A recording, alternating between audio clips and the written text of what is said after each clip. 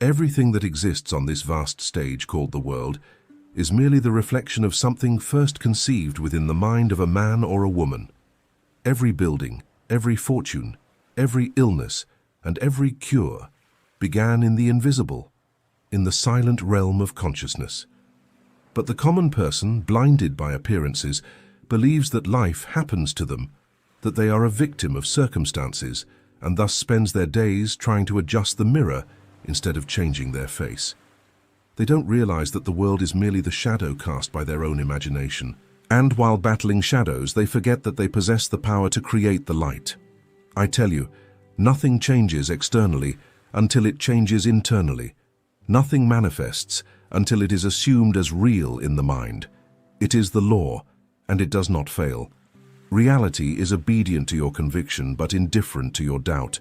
When you say it's difficult, the universe confirms it. When you say it is done, the universe also confirms it.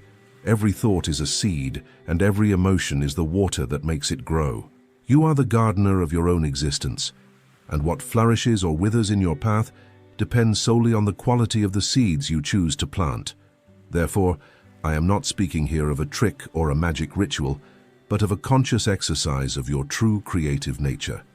This 4-minute method is a portal, simple enough for anyone to do, yet sacred enough to completely change the course of your life. It does not ask for blind faith, but for absolute presence. 4 minutes of concentrated power on what you are and choose to be are worth more than entire days of worry. The world is not moved by effort, but by assumption. Everything you have already manifested, love, money, scarcity, joy, or pain, was the result of an inner state you accepted as your own. Therefore, the secret is not in doing, but in assuming. It is not sweat that creates, it is consciousness. And whoever understands this awakens. Today you will learn to use time divinely. Minute by minute you will raise your vibration until your imagination and your faith become one voice. When this happens, the external world will have no choice but to bow before the image you have created within yourself. Because what is assumed with conviction in the invisible, sooner or later, will become visible. In the first minute, abandon the world. Not the physical world, but the world of impressions that trap you. The bills to pay, the tired body, the gaze of others, the news that tells you what is possible and what is not. All of this is merely a delayed reflection, an echo of old assumptions. And you cannot create the new while still chained to the old. Therefore, close your eyes and allow the world to dissolve. Nothing else matters now except your awakened consciousness. Feel the silence grow within you, as if the air itself becomes thick, dense, sacred. This is the threshold between the visible and the invisible, the point where the Creator turns inward. Your breath is the anchor. Breathe in slowly, deeply, as one reconnecting to the source of life. Breathe out and release the weight of all the not yet. Each breath is a return to your true center, the I Am, the silent presence that observes everything but is untouched by anything. While the world sleeps within you, your consciousness awakens. And it is here that creation begins. In this first minute, ask for nothing, desire nothing. Do not try to force an image. Just recognize you are. This simple affirmation of I Am is the foundation of all manifestation.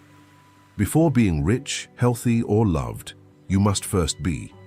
The mistake of most is to seek a state without recognizing the very power that sustains it. They want the harvest without first recognizing the fertile soil. But when you silently say, I am, you ignite the divine spark that governs everything. It is as if you are saying to the universe, here is the consciousness that creates. Let silence envelop you like a garment. If thoughts come, watch them pass without resistance. They are clouds before the sun that you are. Do not fight them, just return with tenderness and firmness to your presence. Feel that, in this instant, you lack nothing. Time, fear, haste, everything bows before this stillness.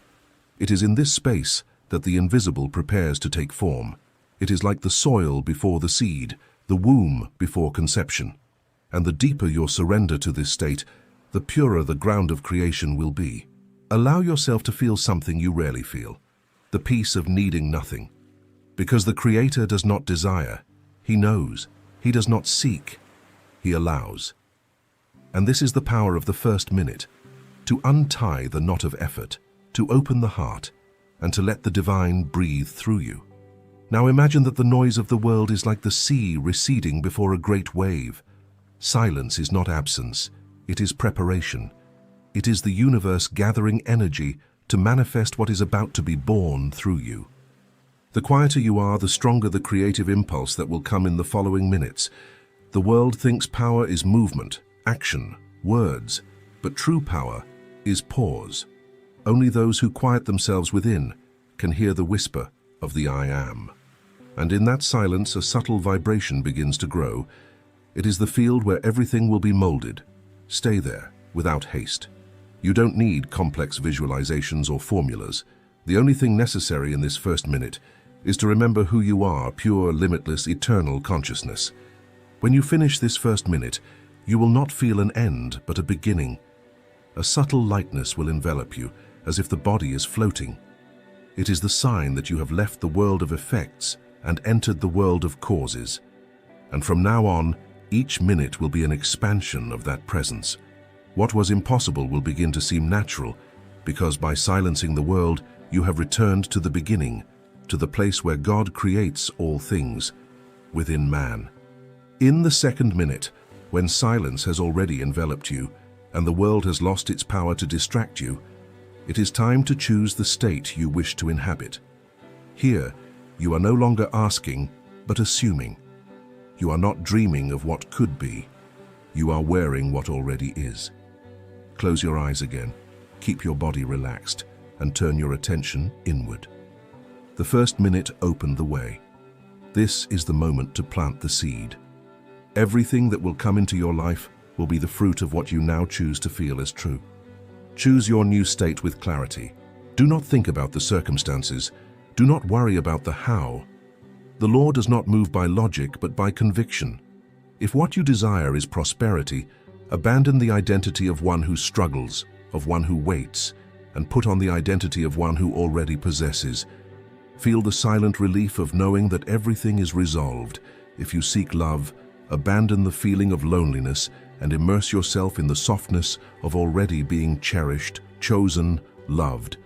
If what you want is healing, abandon the role of the sick and feel your body free, light, harmonious. Do not try to believe in it. Just feel what it would be like if it were true now. Imagination is the true creative act. When you imagine something as real and sustain it emotionally, the universe begins to reorganize itself to confirm this new assumption. You are not pretending, you are remembering. Because at the deepest level, everything you desire already exists, and only needs a consciousness willing to recognize it. See with closed eyes what you do not yet see with open eyes. Create a small mental scene that symbolizes the fulfillment of your desire. It doesn't need to be grand. It just needs to be real enough to involve you emotionally. For example, if you desire abundance, imagine someone telling you, "I'm so happy for you. I knew things would work out." Feel the warmth of those words. Hear the tone of voice. See the smile. Feel the pride in your chest. Do not strive to visualize every detail. What matters is the feeling of reality. Emotion is the seal of creation. It is the divine touch that gives life to the image. When emotion is genuine, the invisible begins to move. And here is a secret few understand. It is not intense desire that manifests. It is the rest in knowing that it has already happened. The person who pleads remains in a state of lack. The one who gives thanks in silence already possesses. Therefore, in this second minute, your task is to feel until the assumption becomes natural. Remain in that state as one savoring something sacred. There is no rush. Feel your body react to this new truth. Your breath becomes softer, your heart quiets, a sense of completeness overtakes you. It is the sign that your consciousness has accepted the new identity. From this moment, you cease to be the one who desires and become the one who is. And here is the beauty of this second minute. While the world still believes nothing has changed, the invisible has already begun to work in your favor. Circumstances, people, and coincidences will be attracted to support the image you have assumed. Because reality is merely the mirror of your sustained assumption. Therefore, do not underestimate this moment. It is the moment when the impossible begins to take form. Sustain the feeling, even if the external world still seems the same, because for the Creator, the evidence comes last. The first sign of change is not what you see, it is what you feel. When the feeling becomes true, the world has no choice but to obey. In the third minute, all you need to do is sustain the chosen state with serenity and conviction. Now is no longer the moment to create or imagine, but to remain. It is the moment when the seed has already been planted and only needs stability, confidence, fertile silence. The human mind has a habit of doubting, wanting signs, seeking confirmations, but one who knows the law understands that the fruit does not appear the instant the seed touches the soil. It is necessary to rest in the certainty that the invisible has already begun to act. Here your greatest task is to remain inwardly still, even if the world screams otherwise. Feel the state you have chosen as if it were your new home. Do not treat it as something fragile that could disappear at any moment, but as something familiar, natural, inevitable. The secret of this minute is naturalness. When an idea becomes natural to you, it becomes inevitable for the world. Repeat in your mind a simple affirmation that conveys the new state. It is already done. I am what I chose to be. It is finished. Choose a short phrase but charged with presence. Do not repeat it mechanically like one trying to convince themselves of something. Repeat it as one speaking an ancient truth, as one recognizing what has always been. The power is not in the words but in the silent feeling that sustains them. As you affirm, observe any subtle internal resistances. Perhaps a thought says, "But this isn't real." Perhaps a memory of what still seems to be missing arises. Do not fight it. Just acknowledge it and return to the feeling of the desired state.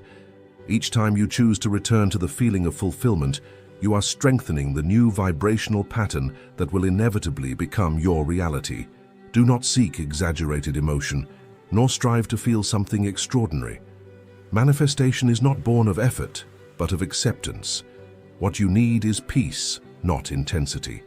Creative energy moves in silence, like the growth of a tree beneath the earth. While your mind rests in the "it is already," the entire universe reorganizes itself to mirror that conviction. Feel your breath as a bridge between the visible and the invisible. With each inhalation, reinforce the feeling of the new state. With each exhalation, release any lingering doubt. Allow your entire body to participate in this new being. Consciousness is the conductor, but the body is the instrument that vibrates the new frequency. When both align, what was thought transforms into matter. You will perceive that in this minute, a different serenity emerges, a firm calm independent of anything external. It is the sign that your consciousness has completely accepted the new identity. You are no longer trying to manifest something, you are simply being. And this being is the point where all creation is fulfilled. Even if the world appears the same, something invisible has already shifted. Life will begin to react subtly. People will emerge, opportunities will align, doors will open. But all of this is merely a consequence. The true miracle happens now, the moment you refuse to return to the old state. Remain a few more moments in this powerful silence, savoring the certainty of fulfillment.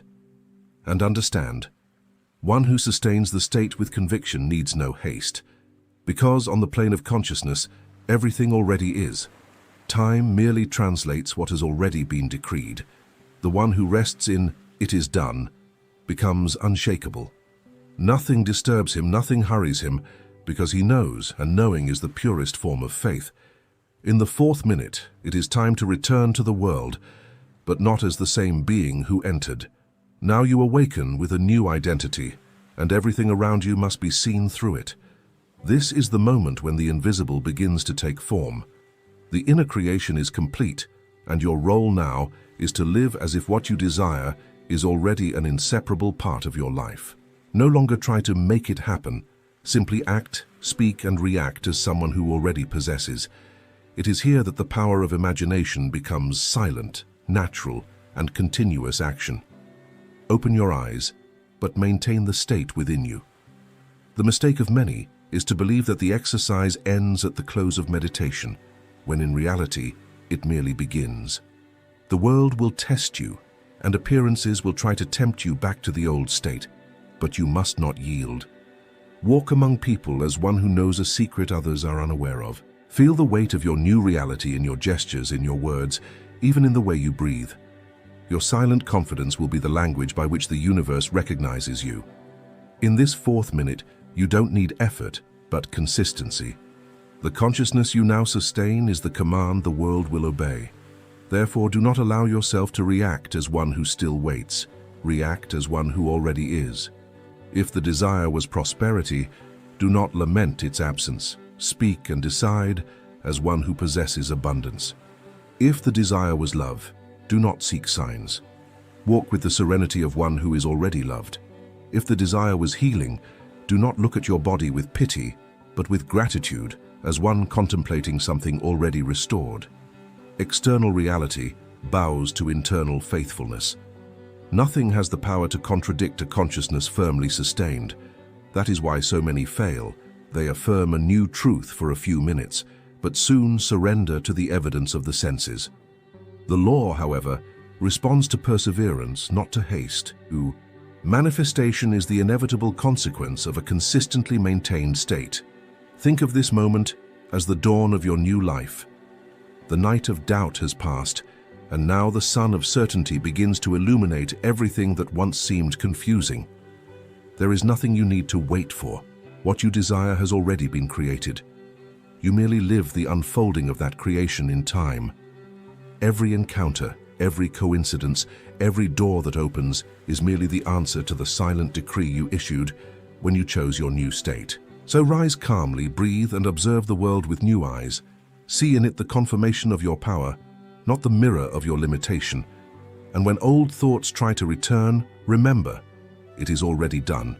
It's not a question of when. It's a question of remaining. What is assumed with conviction cannot fail. The fourth minute is the consecration of your new being. It is the point where you cease to be the petitioner and become the master. You no longer beg the universe, you command in silence with gratitude and certainty. With each step, reaffirm within yourself, I am what I chose to be. And as you maintain this feeling, everything that once seemed distant will begin to draw near, attracted by the magnetic force of your inner state. With time, you will realize that this method is not just a 4-minute exercise, it is a way of life. Every breath, every thought, and every reaction can be a silent affirmation of your true identity. When you understand this, the world becomes a docile mirror of your awakened consciousness. And then, finally, you live the truth that has always been yours. Nothing is outside. Everything is created within. And what you have assumed in spirit, the world cannot fail to manifest in form. Now understand, child of consciousness, that nothing outside of you has any power. The world is merely the reflection of what you dared to assume as true within your own being. All struggle, all despair, and all waiting are born from the ignorance of this simple and absolute law. The exterior is a shadow of the interior. When a person awakens to this truth, they cease to crawl in search of miracles and begin to command with divine serenity that their reality bow to the vision they hold in their heart. Do not forget what you experienced in these 4 minutes. They were not a common exercise, but a reunion with your creative nature. In the first minute, you silenced the world and recalled the power that dwells in silence. In the second, you chose the state you desire, not as a wish, but as a possession. In the third, you sustained this new identity with tranquil faith. And in the fourth, you returned to life as a new being, no longer someone who waits, but someone who is. Each of these minutes was a stage of divine creation, the same process by which God Himself gives form to the invisible. From now on, do not ask anymore. Command. Do not wait for signs, be the sign. Do not ask when, because time is merely the translation of what has already been assumed. Act with the conviction that your inner word is law, and the entire universe will conspire in silence to confirm it. Do not be deceived by appearances. They are slow but obedient. Remain firm, unshakable, and you will see matter itself bend before your faith. You are the temple where the invisible becomes visible. Everything you seek has already been given, and you only need to remember that the power to manifest comes not from outside, but from the I am that lives within you. Nourish it every day with your attention, and it will sustain you in glory. Therefore, rise now with dignity. Do not beg for love, do not plead for blessings, do not seek approval. Silently assume the throne of your own being and declare, everything I seek is already mine, because I am. Live as one who already possesses, speak as one who has already achieved, feel as one who already is. And the world, powerless to resist awakened consciousness, will serve you with perfect obedience. Because so it is, and always has been. Silence, listen. And not with the ears of the body, but with the space that exists behind thought. Because what I am about to tell you is not to be understood. It is to be remembered. There are truths that are not learned, they simply awaken, and this is one of them. Before I go, I must record what I never dared to utter while time still belonged to me, not out of cowardice, but out of compassion. Humanity, in its haste and fear, would have transformed the sacred into a formula, the mystery into superstition. But now, as the veil begins to fall and the eyes of consciousness open, I can finally say what has always been burning within me. The secret of creation is not in God outside of you, it is in the God you forgot you are. For ages, humanity worshipped the reflection and forgot the source. It called the frozen dream of its own imagination reality. It fought against shadows, believing in enemies it itself invented. It pleaded with the heavens, unaware that the heaven that answers lies within. And for this, it suffers and prays and toils without rest, trying to fix the world, when all it needs to do is remember that the world was never the cause. The world is the effect. You believe you live surrounded by solid forms, by people and events external to your will. But I tell you, there is no outside. Everything you see is the mirror of the state you silently maintain. The walls, the faces, the words you receive. Everything is the echo of what you have accepted as true within. The beggar and the king live under the same sun. They have simply chosen different inner kingdoms. Humanity fears the invisible because it does not control it. But the invisible is the only place where life truly happens. Everything that exists before being seen was felt. Before being born in time, it was born in the heart. Every gesture, every coincidence, every destiny is merely the surface of a vibration secretly sustained. And that is why I say, what I am about to reveal is not a technique nor a philosophy. It is the very mechanism of divine creation disguised within human consciousness. The secret that prophets veiled in parables, that mystics hid between the lines, that the scriptures whisper in silence when no one reads them with their eyes but with their spirit. Humanity seeks power in altars, in mountains, in masters. But power has always been in the instant it dares to feel. I am. Because this I am is the name no tongue can corrupt, the name of the Creator himself, pulsating within you, waiting to be remembered. This is what I never said until now, because the world still loved the slavery of appearances. But you, who have come this far, already feel the call of the invisible. And to you, finally, I can confess. There is no distance between you and God, there is only forgetfulness. And it is this forgetfulness that humanity calls ordinary life. Everything you imagine with feeling is decreed. This is the law that governs the invisible and sustains the visible. There is no judge, no delay, no intermediary. Felt thought is an order given to the universe. But humanity, ignorant of its power, imagines fear, feels loss, relives pain, and calls the result reality. Creation does not distinguish between what is desired and what is feared. It merely obeys the vibration of the feeling you hold as true. That is why so many live in circles, asking for liberation while imagining captivity, pleading for healing while nourishing sickness in their minds. The universe does not respond to words, but to the invisible tone that vibrates within them. When I say that imagining is decreeing, I am not speaking of simple daydreaming. To imagine is to live internally what does not yet exist in time. It is to wear the desired state until the body believes it. It is to make the inner vision so real that the world, incapable of contradicting the conviction of the spirit, bows before it. When you imagine and feel, the invisible begins to move. Every cell responds. Every event reorganizes itself. Every person becomes an instrument to fulfill what has been decreed within you. There is no randomness. There is only correspondence between what you are in consciousness and what the world needs to mirror to maintain the harmony of the law. But there is a detail few understand. Imagining is not forcing a desire. It is being what the desire. It is becoming internally what you seek externally. The common person imagines what they want but continues to feel lacking. The Creator imagines what they are, and the feeling of silent possession becomes a fertile seed. This feeling, that of already being, is what separates the dreamer from the Creator, for dreaming is wishing, creating is assuming. The world will teach you to work, to fight and to wait. But nothing in time can contradict what has already been established outside of it. The invisible is more real than the concrete, because everything solid was born from an invisible image sustained until it became form. When you understand this, you stop chasing effects and begin to touch the cause. You stop asking and begin to command. You stop seeking and begin to remember. So when doubt comes, and it will come, do not fight it. Simply return to the image, to the feeling, to the silent certainty. It is already so. This is the point of power. Everything that is created is born from a consciousness that refuses to waver, because the universe does not understand perhaps. It only understands what humanity feels as truth now. Thus is the law. What you imagine with your heart, the world hastens to manifest. And nothing, absolutely nothing, can prevent the realization of what was felt as fact in the silence of being.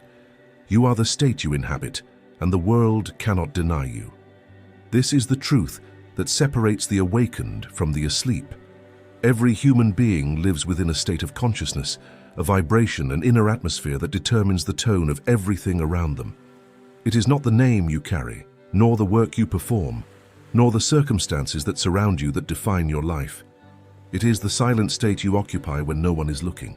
Humanity is always faithful to the state it assumes as its own, and the world, like an obedient mirror, merely reflects this state in the form of facts, people, and events. The most common error is to believe that the state is a consequence of external conditions. But it is the opposite. Conditions are born from the state. The poor man who dreams of being rich while continuing to feel small continues to feed poverty. The sick man who pleads for health but constantly speaks of his illness keeps it alive in his body, because every word, every gesture, every thought confirms the state in which he has chosen to remain. You can change cities, professions, even your appearance, but if the inner state is the same, the new scenery will soon become identical to the old.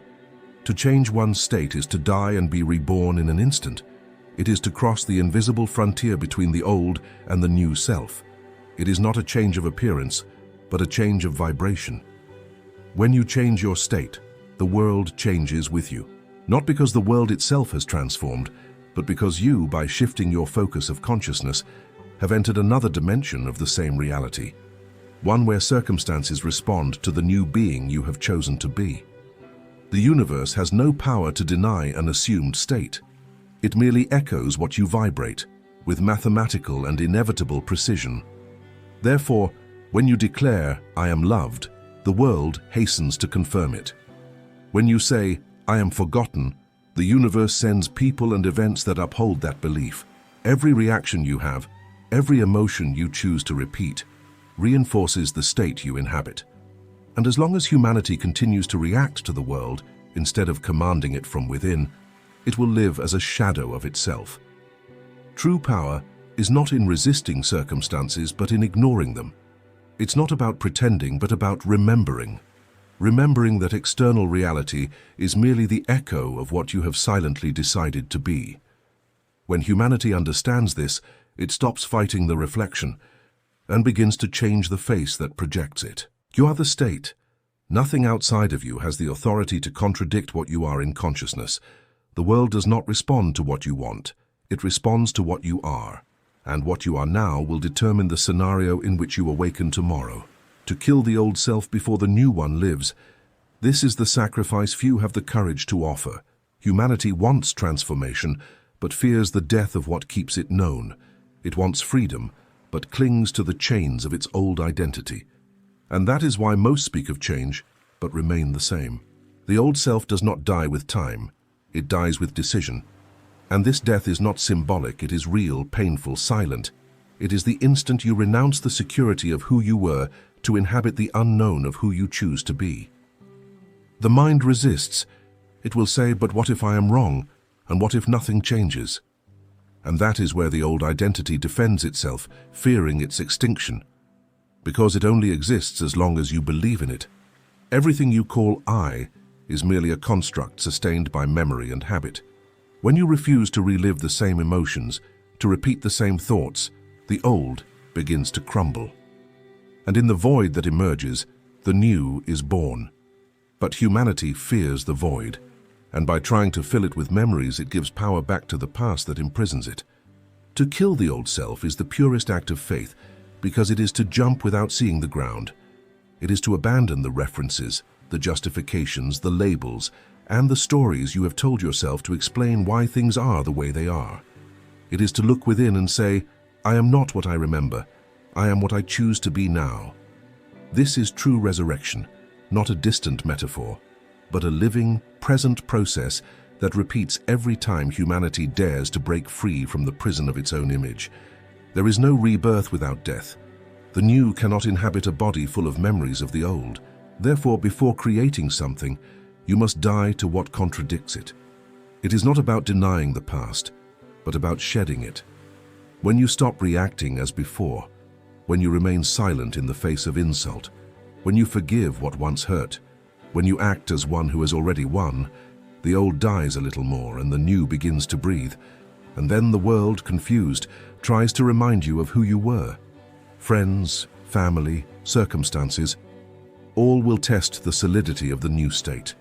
But he who does not yield, who does not turn back, will see the old reality dissolve like mist. The old self does not disappear with a single gesture. It disappears with constancy. Close your eyes and dare to forget who you were. Forget the name, the role, the fear. Let everything fall away, for only when nothingness envelops you can God fill you. He who has the courage to die in consciousness is reborn in power, and the world, without understanding how, begins to treat him as the new being he has chosen to be. Sustained imagination is the perfect prayer. Everything humanity calls prayer is in truth an attempt to feel what does not yet exist in time. But few understand that true prayer is not asking, it is assuming. The universe does not hear words, it hears vibration, and all vibration is born from a feeling. Therefore, when you close your eyes and internally live the scene you desire, feeling it with such intensity that your body believes it, you have already prayed, and the answer at that exact instant has already begun to move towards you. There is no need for long speeches, pleas, or rituals. God is not in gestures or repetitions. He is in the silence that exists between one thought and another, in that brief instant when you forget the world and become pure consciousness. It is in this space that the impossible is shaped. What you call imagination is not a mind game. It is God's workshop within you. When you imagine something with clarity, imbuing it with feeling and certainty, you are creating in the invisible substance that precedes form. But the most common error is to imagine and then doubt. It is to pray and then observe the world, expecting proof. This gesture dissolves creation. True prayer ends when you feel you have already been heard, and by feeling, you let go. Because letting go is not giving up. It is recognizing that the work is already done. The when belongs to humanity. The it is already so belongs to the Creator. Every image sustained with emotion is a seed sown in the soil of consciousness. Some germinate quickly, others sleep beneath the earth until the gardener, instead of pulling them up out of impatience, waters them with faith. And this faith is not optimism. It is knowing. Knowing that the invisible is more real than the concrete, and that what has been felt in the spirit will inevitably emerge in matter. When you imagine with faith, you are not asking for something to come to you. You are becoming the one who already possesses it. And the physical world obediently merely recognizes you. This is why some call a miracle what in truth is simply a law running its course. So when you close your eyes, do not imagine to escape what is. Imagine because you are. Enter the scene. Live it. Breathe it. Cry with gratitude even before you have it. Feel the texture, the sound, the weight of what is already yours in the invisible. And when you open your eyes, do not look for signs. Walk as one who has already received. Because the universe has no other choice but to confirm the conviction of one who imagines and believes. Persist. This is the last word I can leave you with, and perhaps the most difficult of all. Because the world will test what you declare yourselves to be. It will whisper doubt, disguise itself as failure, clothe itself in silence and absence. And he who does not understand the law will return to despair, believing that nothing happened. But what humanity calls delay is merely the resistance of its own mind to accept the new state as fact. Nothing is against you. It is you who have not yet fully surrendered to what you have already created. Persist, even when everything seems to deny what has been assumed. When money is scarce, remain in the consciousness of abundance. When your body aches, remain in the consciousness of health. When love seems distant, remain in the consciousness of being loved. The law does not fail, but humanity tires before it completes its cycle. The invisible requires constancy to condense into form. And each time you doubt, you break the nascent form and restart the process. Faith is not emotion, it is discipline. It is to remain silent when everything shouts the opposite. It is to keep the inner gaze fixed on what has already been decreed, even if the world collapses around you. He who persists, even without seeing, forces the invisible to yield. Because the universe does not resist an unwavering mind, the test will come inevitably, and it will not be in a moment of light but in the dark night. It is when nothing moves, when everything seems lost, that the Creator observes if you have learned to persist.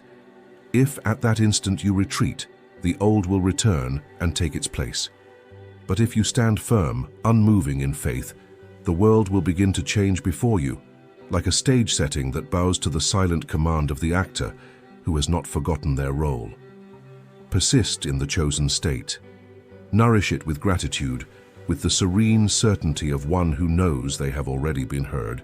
Time is merely the space the invisible needs to become visible. Do not ask for more haste. Ask for strength to sustain what already is. And when the day comes and reality finally yields, you will understand what I tried to say with my entire life. Creation never fails. It is humanity that gives up. Therefore, persist. Even if it hurts, even if it seems late, even if no one understands. Persist until the impossible surrenders, because he who does not give up on being becomes what he is, and he who remains faithful to the invisible until the end awakens and realizes, the whole world has always been waiting for only one command, the command of your state. Now look at me. If tomorrow my body falls silent, know this, I never left. What speaks through me cannot die, because it was not born. It is life itself speaking to you, reminding you of what time made you forget. Humanity does not need to learn to create. It needs to remember that it is already creation and creator at the same time. Everything you seek outside is a shadow of what already exists within. The love you ask for, the peace you implore, the power you envy, everything lies dormant within you, awaiting only the silent command of recognition. Ask no more. Command. Wait for no more signs. Create them. Pray not as servants, imagine as gods. When you understand this, you will see that the world is not an enemy, but a reflection. That pain is not punishment, but a call. That nothing happened to you by chance. Every event was merely the mirror of what you silently sustained. And when, finally, you look at life with the eyes of the Spirit, you will realize that the secret was never in me. I merely guarded it until humanity was ready to hear it, not on bended knee, but standing tall as an heir. Now you know. Power does not come from outside. It awakens when you say with full conviction, I am. And in saying so, everything smaller than this truth begins to dissolve. Fear dissipates, doubt silences, and the world bows. Because I am is the name of God pronounced in the temple of humanity. Remember this, you are the Word made flesh. The world is the word you speak every day with your feelings, your reactions, your thoughts. If you want to change what you see, change what you say, in silence. And when the present scene dissolves and the impossible becomes common, you will understand what I tried to convey with every gesture, every silence, every glance. The secret I guarded until my last breath now belongs to you. Live as one who already is. Create as one who never doubts. And remember, nothing is outside. Everything, absolutely everything, has always been within. Maybe it's with someone who said something that cut deep last Tuesday. Maybe it's with a person who's gone completely silent on you and you still don't know why. Maybe, and this one stings, it's with someone who has absolutely no idea this conversation is even taking place. They're going about their day, probably fine, probably not thinking about you at all, while you're in here rehearsing your perfect comeback for the 14th time this week. Sound familiar? Now, here's the part nobody ever tells you. That conversation, the one that feels so private, so locked away inside your skull, so completely harmless, is not harmless, it is not venting, it is not processing. What it actually is will make you uncomfortable. And if you're the kind of person who gets genuinely uncomfortable when you encounter a truth that changes things, then buckle in. Because what we're about to get into today is going to do exactly that. That internal argument you keep replaying, it is creation, it is law, and it is, whether you believe it right now or not, the single biggest reason your life looks exactly the way it does at this very moment. You wake up in the morning, your alarm goes off, maybe it's still dark outside, and before your feet even hit the floor, before you've had a single sip of coffee, before you've done a single thing that the world would call real, you are already talking. Not out loud, inside. You're already mid-conversation with someone. You're rehearsing what you're going to say to your coworker when you finally confront them. You're replaying what your partner said to you 3 nights ago and finding 17 new problems with it. You're running the scene where you finally say the exact right thing, and the other person has no choice but to admit you were right all along. And there is this, I'll just say it, there is this deeply satisfying quality to it, isn't there? Like scratching a mental itch, like something that needed to be done. Then you close your eyes at night, and some version of that same conversation is still running. Different scene, maybe different person, but the same energy underneath all of it. The same current of resentment, frustration, defensiveness, accusation. Like a song you didn't choose playing on repeat in a room you can't leave. Now let me ask you the question most people are genuinely too afraid to ask themselves. What if that conversation was heard? What if every single word you whispered in the privacy of your own imagination, every imaginary argument, every mental rehearsal, every scene you've played out where you win the confrontation, what if all of that was received, recorded, and then sent back to you in the form of your actual, physical, lived experience? Not as a metaphor, not as a nice spiritual concept to think about and then forget. As a law, as something that is operating on you right now, whether you're aware of it or not. Now, most people read that and think about prayer. They think about the words they speak aloud in moments of faith or desperation. But look at what it actually says. Every word, not some words, not your Sunday words, not the words you choose carefully because someone might be listening. Every word, including, and this is the part people don't want to sit with, including the ones you only ever spoke in your own head. This is the teaching most people step right over. They accept that positive visualization has power. They understand that imagining a good outcome can help bring it about. They've heard that before. They've nodded along. Maybe they've even tried it a few times. But they don't connect the other side of that same equation. The imaginary argument you rehearsed before breakfast this morning. That is also creation. That resentment you nursed while you were stuck in traffic. Also, creation. The mental screenplay you've run for the 3rd time this week, where you finally say everything you've been holding back. That is not releasing tension. That is placing an order. Think about that for a second. Every time you replay the argument, you are not venting it out of your system. You are rehearsing it into your reality. He didn't say your old nature belongs to your past circumstances. He didn't say it belongs to your upbringing. your trauma, your financial situation, your difficult childhood, your broken relationships. He said it belongs to your former conversations. And if that's true, if the old nature, the old life, the life you are desperately trying to change, belongs to your old conversations, then the new nature, the life you actually want to inhabit, requires new conversations. This is not spirituality. This is not wishful thinking. This is a description of how consciousness actually operates. Your inner speech is not a byproduct of your life. It is the cause of it. Your whole world, every relationship in it, every financial reality, the way people treat you at work and at home and on the street, every detail of the outer experience you are living right now is your inner conversation pushed out. Walk through your day with that lens and tell me it doesn't explain everything you see. Silently, internally, right there in their own heads, they begin to construct the counter-argument. Well, that can't be right because, or but what about? Or that's not fair because I didn't choose. And in doing so, they add yet another negative inner conversation to the very pattern that created the life they are trying to escape. Let that land. Really let it land. This might be the hardest thing I say today, and I'm going to say it plainly. You keep arguing in your head, not because you can't stop. You keep arguing because part of you enjoys it. I know that's uncomfortable. I know you might want to push back on that right now.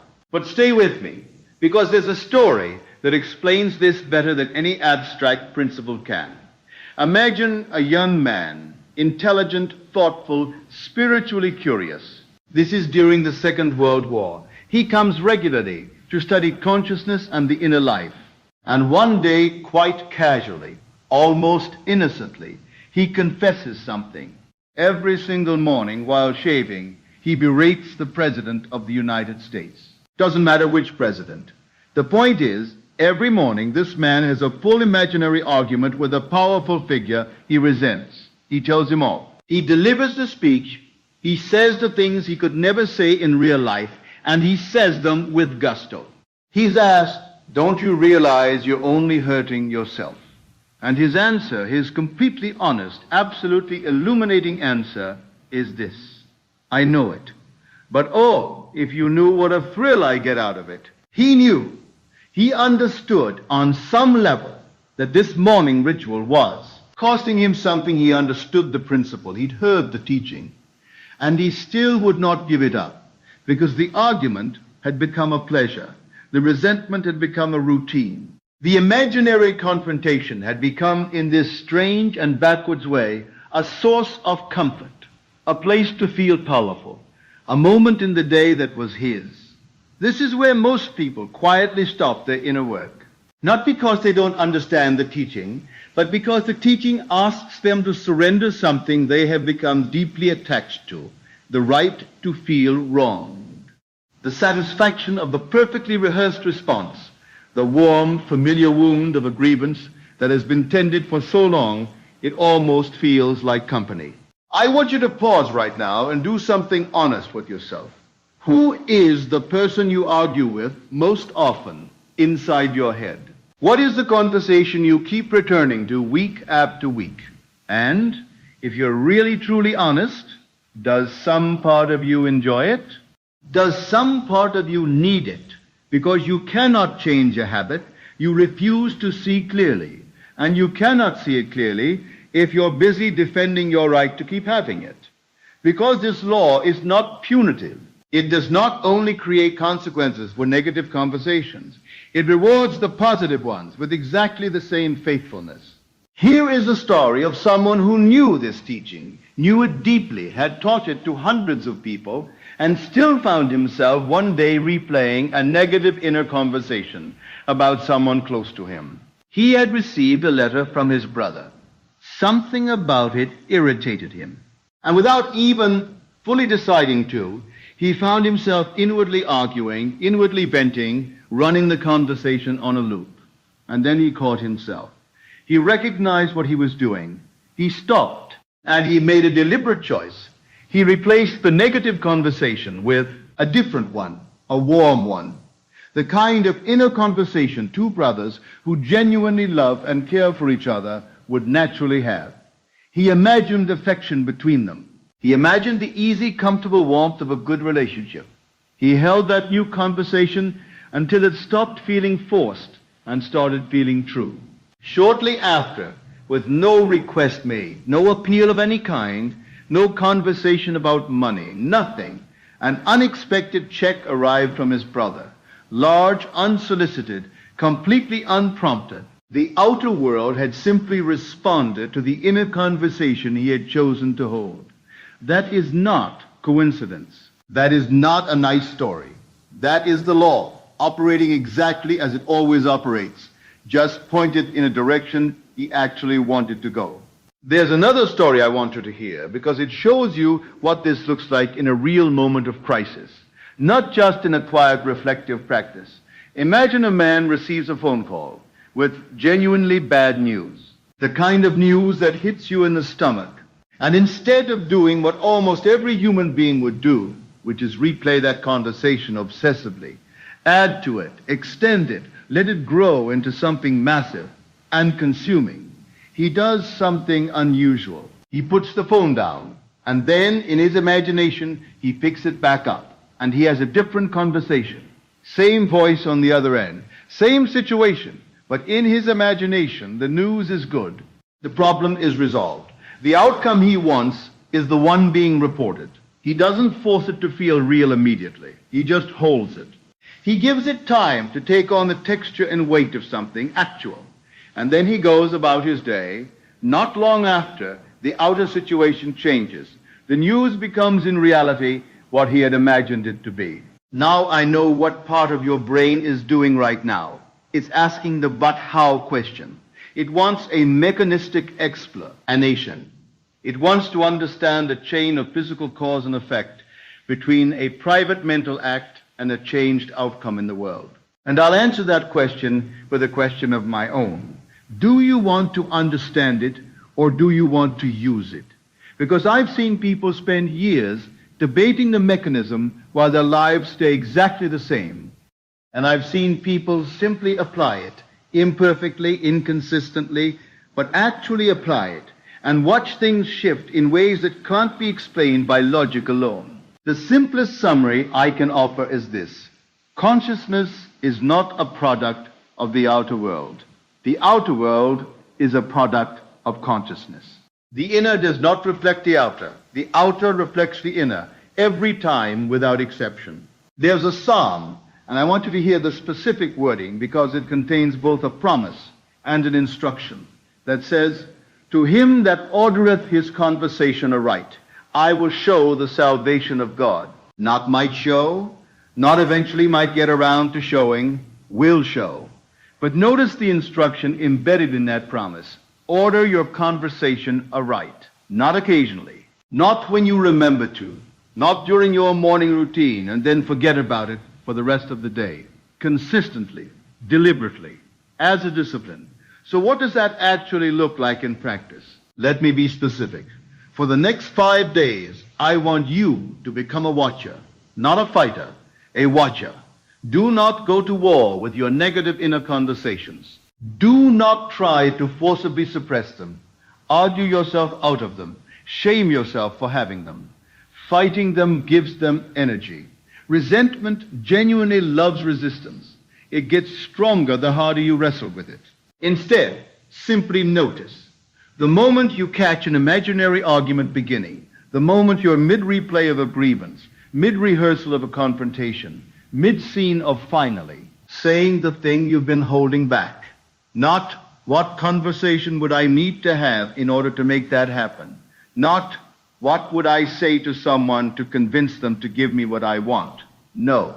What would my inner conversation naturally look like if the thing I wanted was already done, already settled, already real? Think about that carefully. A person who is already reconciled with someone they love doesn't rehearse the argument. They don't practice their defense. They don't replay the offense. A person who is financially settled doesn't run mental loops about debt at 2 in the morning. A person who genuinely feels loved doesn't spend their inner life practicing for rejection. So what does their inner landscape look like? What tone do they carry when they think about the people around them? What do they assume? What do they talk to themselves about? Find that conversation. Hold it. Not for an hour. Not until it becomes your permanent state. Just 5 minutes. Consciously. Deliberately. And then go live your day. And then do it again the next morning. You are not lying to yourself. You are not pretending the problem doesn't exist. You are ordering your conversation aright. You are choosing, as Paul described, to put on the nature that matches the life you want to inhabit, rather than continuing to reinforce the life you're trying to lead. I want to tell you a story about the long game, because I think the culture we live in has sold us a deeply false idea about how fast inner change produces outer change. There was a man who spent most of his adult life believing, genuinely believing, that the circumstances of his birth had fixed his ceiling forever. He'd been conditioned from childhood to accept that certain things were simply not available to him, not because of anything he'd done, but because of where he came from, who his people were, what the world has. Had decided about him before he ever got a say in the matter. He heard this teaching. He wrestled with it, not because he thought it was wrong. He could feel that it was right, but because the fixed idea was so old, so deep, so woven into the daily texture of his inner conversation, that 3 years of deliberate daily practice were required before it finally broke. 3 years. Not 3 days. Not a single revelatory experience. 3 years of waking up every morning and catching the old story as it started to play, and choosing a different conversation instead. 3 years of returning again and again to a new assumption about who he was and what was available to him. 3 years during which the outer world offered very little confirmation that any of this was working. And then it broke. He ran into someone who had taught him this principle, and he showed him his office, a beautiful space in one of the most desirable locations in Los Angeles. He said that 4 equally excellent locations had been offered to him that year, and he'd chosen this one simply because it had better telephone facilities. That year, he told him, he expected to earn $250,000. The same man who once believed the accident of his birth had capped him forever. He didn't change his circumstances. He changed his inner conversations. And the world had absolutely no choice but to match.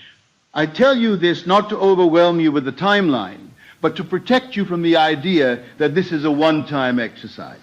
It is not a technique you apply once and then evaluate. It is a daily discipline.